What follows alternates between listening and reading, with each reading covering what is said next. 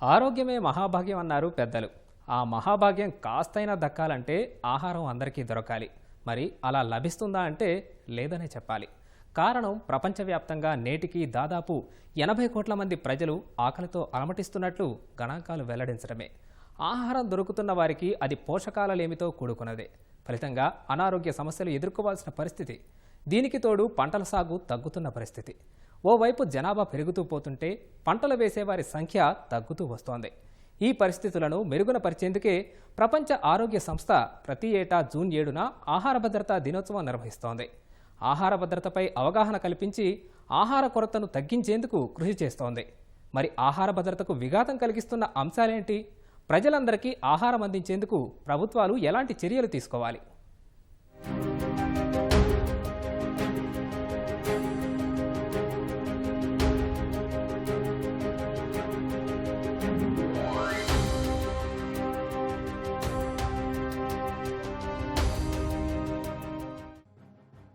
మానవుడు జీవనం సాగించడానికి గాలి, నీరు, ఆహారం ప్రధానమైనవి. మానవ మనుగడలో ఆహారానిదే ప్రధాన పాత్ర. సమయానికి ఆహారం లేకపోతే మనిషి ఆరోగ్యం దెబ్బతింటుంది. రోగ నిరోధక శక్తి క్షీణించి వ్యాధుల బారిన పడతాడు. చివరికి ప్రాణాలు కోల్పోయే పరిస్థితులు తలెత్తుతాయి. 1943లో బెంగాల్లో సంభవించిన తీవ్ర ఆహార కొరతే ఇందుకు నిదర్శనం. నాటి సంక్షోభంలో దాదాపు 30 లక్షల మంది మృత్యుబాట పడ్డారు. ఈ ఉదంతం జరిగి ఏళ్లు గడిచినా బెంగాల్ ప్రజలకు ఎప్పటికీ ఆ దుర్ఘటన మదిలో మెదులుతూనే ఉంటుంది. ఆ తర్వాత కూడా ఒడిశా, రాజస్థాన్, జార్ఖండ్లోని పలు జిల్లాల్లో ఆకలి కేకలతో అలమటించి ప్రాణాలు కోల్పోయిన వారు లెక్కకు మిక్కిలున్నారు. నేటికి దేశంలోని కొన్ని ప్రాంతాల్లో ఆకలి చావులు సంభవిస్తున్నాయి అనే వార్తలు చాలానే వింటున్నాం.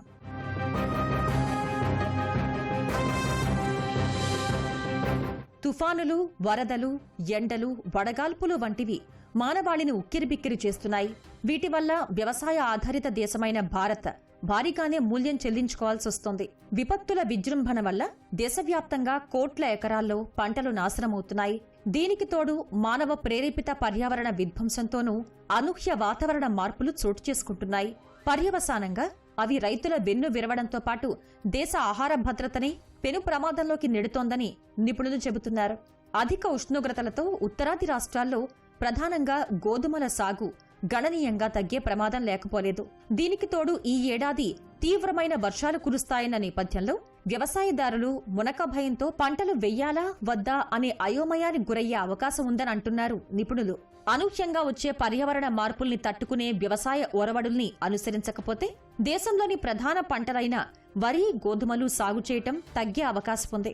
ఫలితంగా ఆహార భద్రతకు ముప్పు ఏర్పడి ఆకలి చావులు తలెత్తవచ్చని నిపుణులు హెచ్చరిస్తున్నారు. ప్రకృతి పరిణామాలను తట్టుకునే వంగడాలను రైతులు పండించేందుకు మొగ్గు చూపాలని వ్యవసాయ రంగ నిపుణులు సూచిస్తున్నారు. దేశ ప్రజల కడుపు నింపే రైతులు ఈ విషయాలను దృష్టిలో ఉంచుకుని పంటలు సాగు చేస్తే ఆహార కొరత ఏర్పడే అవకాశాలు ఉండవని వ్యవసాయ రంగ నిపుణులు చెబుతున్నారు. ఈ కాలంలో వ్యవసాయం అనేది కత్తి మీద సామైతుంది. వర్షాభావ పరిస్థితులు అత్యధికంగా పడుతున్నాయి, లేకపోతే అల్పంగా పడుతున్నాయి. ఈ వ్యవసాయం అనేది చేసుకుంటే బాగా ఇబ్బంది అవుతుంది. ఇప్పుడు ఈ పంటలు మేము ఎక్కువ ఈ పొలాలకి పత్తుల మీద పోతున్నాం. వెనకడ పంటలు తగ్గినాయి. పెసర్లు కానీ, మొక్కలు కానీ, కందులు కానీ ఇవన్నీ తగ్గిపోతున్నాయి. ఈ గవర్నమెంట్ అనేది ఈ వీటి మీద పెట్టుబడి పెట్టి పొలాల మీద అనుకున్న టైంకి వర్షాలు పడక పత్తి మీద పూత పింద మీద పోవుడు, పొలాలేమో ఎండిపోవుడు, పొట్ట వాటి మీద కరెక్ట్ వర్షాభావం కరెక్ట్ లేక వర్షపాతం కరెక్ట్ లేక మాకు ఇబ్బంది అవుతుంది. ఏ దేశానికైనా ఆహార భద్రత అనేది అత్యంత ప్రధానాంశం. ఐక్యరాజ్యసమితి ఆమోదించిన సుస్థిరాభివృద్ధి లక్ష్యాల్లో ఆకలిని పారతోలటం సైతం ఒకటి. కానీ వాస్తవ పరిస్థితులు మాత్రం అందుకు భిన్నంగా ఉన్నాయి. ప్రపంచవ్యాప్తంగా కోట్లాది మంది ఆకలితోనే నిద్రిస్తున్నారు అనేది చేదు నిజం. ప్రపంచ జనాభాలో సుమారు 42% ప్రజలకు ఆరోగ్యకరమైన ఆహారం దొరకడం లేదు. భారత్లోనూ సుమారు 74% జనాభాకు పోషకాహారం అందడం లేదు. 16% జనాభా పౌష్టికాహార లోపంతో బాధపడుతున్నారు అనే చేదు నిజాన్ని ఆహార వ్యవసాయ సంస్థ గతంలోనే వెల్లడించింది. స్వాతంత్రానంతరం ప్రపంచ స్థాయి ఎగుమతిదారుల్లో అగ్రగామిగా భారత్ అవతరించింది. కానీ WTO ఒప్పందంలోని కొన్ని అంశాలు భారత్ సహా పలు అభివృద్ధి చెందుతున్న దేశాలకు అవరోధంగా మారాయి. ఆయా దేశాల్లో అమలవుతున్న జాతీయ ఆహార భద్రతా కార్యక్రమాలు, పథకాలకు అడ్డంకిగా మారాయి. భారత్తో పోలిస్తే అభివృద్ధి చెందిన దేశాల్లో రైతులకిచ్చే రాయితీలు అనేక రెట్లు అధికంగా ఉన్నాయి. అయినా భారత్ ఇస్తున్న కొద్దిపాటి వ్యవసాయ రాయితీలను రద్దు చేయాలని అగ్రదేశాలు ఐరాస ద్వారా ఒత్తిడి తెస్తున్నాయి. ముఖ్యంగా వరి, గోధుమను చిన్న, సన్నకారు రైతుల నుంచి కనీస మద్దతు ధరకు కొనుగోలు చేసే ప్రభుత్వ సేకరణ విధానాన్ని తప్పుపడుతూ అవి తీవ్ర అభ్యంతరాలను వ్యక్తం చేస్తున్నాయి. దీంతో భారత్ సహా అభివృద్ధి చెందుతున్న దేశాలు ఆహార భద్రత విషయంలో వెనకపడుతున్నాయి. ప్రపంచ ఆహార భద్రత ఆవశ్యకతను తెలిపేలా, ప్రజల్లో అవగాహన పెంచేలా ప్రపంచ ఆరోగ్య సంస్థ జూన్ 7ను ఆహార భద్రతా దినోత్సవంగా ప్రకటించింది. 2023 ప్రపంచ ఆరోగ్య సంస్థ గణాంకాల ప్రకారం ప్రతిరోజు సగటున 160,000 మంది ప్రజలు అసురక్షిత ఆహారం కారణంగా అనారోగ్యానికి గురవుతున్నారు. 5 సంవత్సరాల కంటే తక్కువ వయస్సున్న వారిలో ప్రతిరోజు 340 మంది ఆహార సంబంధిత వ్యాధులతో మరణిస్తున్నారు. వైరస్లు, రసాయనాలు లేదా బ్యాక్టీరియాలతో కలుషితమైన అసురక్షిత ఆహారం తీవ్రమైన అనారోగ్య సమస్యల వ్యాప్తికి దారితీస్తుంది. ఆహార భద్రతా సమస్యల్ని తగ్గించేలా ఏటా ప్రత్యేక థీమ్తో అవగాహన కార్యక్రమాలు చేపడుతున్న ఐరాస 2024 గాను ఊహించని వారికి ఆహారం సిద్ధం అనే థీమ్ను ప్రకటించింది. తద్వారా ప్రపంచవ్యాప్తంగా ఆహారం కోసం అల్లాడుతున్న వారికి ఆహారం సిద్ధం చేసేందుకు ప్రపంచ ఆరోగ్య సంస్థ కృషి చేస్తుంది.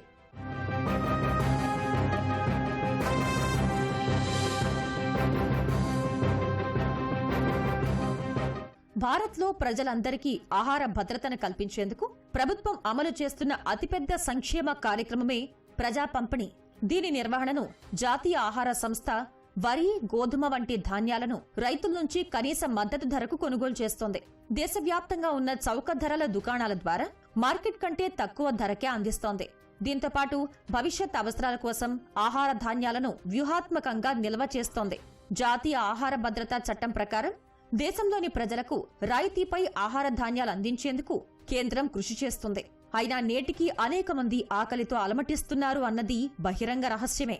ఈ పరిస్థితి దూరం కావాలన్నా, ప్రతి ఒక్కరి ఆకలి తీర్చాలన్నా దేశీయ సాగు పెరగాలి. అందుకు కేంద్ర, రాష్ట్ర ప్రభుత్వాలు రైతులకు సహాయ సహకారాలు అందించాలి. వ్యవసాయ రంగాన్ని కేంద్ర ప్రభుత్వమైనా రాష్ట్ర ప్రభుత్వమైనా తక్షణంగా పరిరక్షించాలంటే పంటలకు సరి అయినటువంటి ధరలు ఉండాలి. స్వామినాథన్ కమిషన్ సిఫారసుల ప్రకారంగా పెట్టుబడికి 2 ధరలు ఉండాలి. అట్లాగే పండించిన పంటను మార్కెట్లో అమ్మేటప్పుడు వాళ్లకు సరైన పద్ధతిలో బోనస్లు ప్రకటిస్తామని చెప్పింది. ఎక్కడ కూడా అవి అమలు కావట్లేదు. తక్షణంగా బోనస్ ప్రకటించాలని చెప్పేసి ఒక రాష్ట్రం 2600 ఇస్తే, ఒక రాష్ట్రం 500 బోనస్ను అదనంగా ఇస్తే, ఒక రాష్ట్రం మొత్తమే బోనస్ ఇవ్వకుండా పరిస్థితి ఉంది.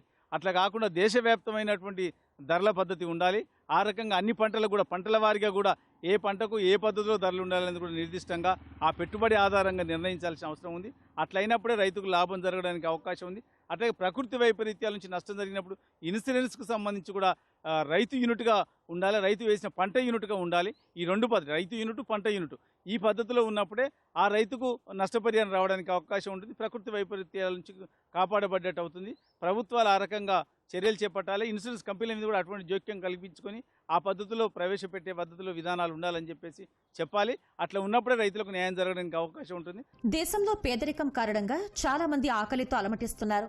స్వయంగా పంట పండించుకోలేక, ఆహార పదార్థాలను కొనుగోలు చేయలేక కాలే కడుపులతోనే నిద్రపోవాల్సిన పరిస్థితులు ఉన్నాయని ఆహార భద్రతా రంగ నిపుణులు చెబుతున్నారు.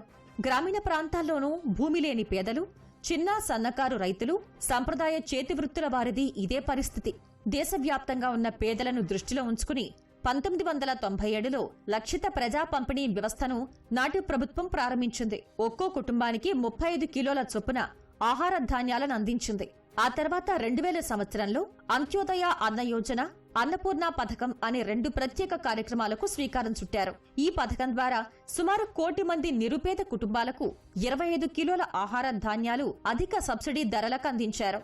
దిగుమతులు ఎలా పెరగాలి? దిగుమతులు పెరగడానికి 2 కారణాలు ఉంటాయి. ఒకటి, నూతన వరి వంగడాలు, వరిలు కావచ్చు, గోధుమలు కావచ్చు, ఏ పంట నూతన పంటల రకాలు, అధిక దిగుబడినిచ్చే పంటల రకాలు అనేది చాలా అవసరం. వాటి ద్వారానే మనకు హరిత విప్లవం వచ్చింది. సో కాబట్టి ఆ నూతన అధిక దిగుబడి ఇచ్చే విత్తనాలు ఇచ్చే ఒక రకమైన కొత్త రకాలు ఇటీవల కాలంలో రావటం లేదు. ఒక 30 ఏళ్ల కింద వచ్చినటువంటి అధిక దిగుబడి వరి రకాలు కానీ, మొక్కజొన్న కానీ, కందులు కానీ ఇప్పుడు రావట్లేదు, తగ్గిపోయినాయి. అవే 30 ఏళ్ల కింద అభివృద్ధి చేసి రిలీజ్ చేసిన రకాలే ఇప్పటికి కూడా రైతులు వేస్తున్నారు. ఎందుకంటే కొత్త రకాలలో అంత ఆదరణ లేకపోవడానికి కారణం ఏంటంటే పాత రకాలకు అనుకూలంగా నాణ్యతలో కానీ దిగుబడిలో కానీ పోటీ పడలేకపోతున్నాయి. ఇప్పటికీ చాలా రకాలు అవి అవసరం. మన ముందు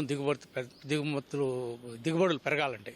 అయితే మన దేశ జనాభా కూడా ప్రస్తుతం 140 కోట్లను దాటిపోతుంది. సో ఇలాంటి పరిస్థితుల్లో మనకు పెరుగుతున్న జనాభాకు అవసరమయ్యే ఆహార ధాన్యాల ఉత్పత్తి పెంచాలంటే రాబోయే 5 సంవత్సరాల్లో ప్రస్తుతం ఉన్న ఆహార ధాన్యాల ఉత్పత్తి అనేది 370 నుంచి 380 మిలియన్ టన్నుల వరకు పెంచవలసిన అవసరం ఉంది. దాంతోపాటు ముఖ్యంగా తక్కువగా సాగులో ఉన్న ఈ పప్పు ధాన్యాలు మరియు నూనెగింజల పంటల సాగు కూడా 32 మిలియన్ టన్నుల వరకు పెంచవలసిన అవసరం ఉంది. ప్రస్తుతం మన దేశ సాగు విస్తీర్ణం కనుక చూసినట్లయితే 145 మిలియన్ హెక్టార్ల వరకు ఈ యొక్క సాగు విస్తీర్ణాన్ని మనం పెంచలేని పరిస్థితి. కాబట్టి మనకున్న తక్కువ సాగు విస్తీర్ణంలోనే ఎక్కువ మోతాదులో మనము ఆహార ధాన్యాల ఉత్పత్తి అనేది పెంచవలసిన అవసరం. ఆహార భద్రత, ఉత్పత్తి, యాజమాన్యం, సమన్వయం అనే 3 అంశాలపై ఆధారపడి ఉంటుంది. ఉత్పత్తి పరంగా స్థిర వ్యవసాయం వైపు అడుగులు వెయ్యాలి. ప్రత్యేక వ్యవసాయ జోన్లను ఏర్పాటు చేయడంతో పాటు సమాచార సాంకేతిక విజ్ఞానంతో వాటిని పర్యవేక్షించాల్సిన అవసరం ఉంది. ముఖ్యంగా లబ్ధిదారులకే రాయితీ ఆహార ధాన్యాలు అందేలా చర్యలు తీసుకోవాలి. యువత ఎక్కువగా వ్యవసాయం వైపు అడుగులేసేలా ప్రోత్సహించాలి. పంటల సాగులో రైతులు నూతన ఒరవడుల్ని అవలంబించే విధంగా అవగాహన కల్పించాలి. అలాగే రైతులకు కావాల్సిన విత్తనాలు, రసాయనాలు అందేలా చూసుకోవాలి. ఆహార ధాన్యాల రవాణా భారం తగ్గించాలి. ఈ విధంగా పాలకులు పటిష్ట ప్రణాళికలతో ముందుకు సాగితేనే దేశీయంగా ప్రజలకు ఆహార భద్రత సాధ్యమవుతుందని వ్యవసాయ రంగ నిపుణులు చెబుతున్నారు.